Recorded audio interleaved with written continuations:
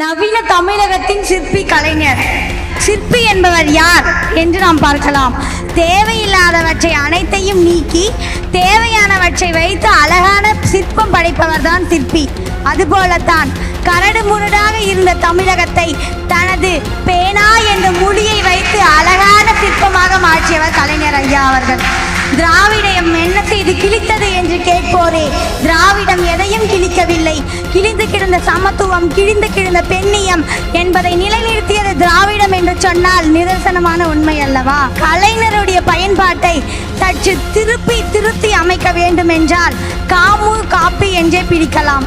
கலைஞருக்கு முன் தமிழகம், கலைஞருக்கு பின் தமிழகம். வீதிக்கொரு சாதி, சாதிக்கொரு சுடுகாடு.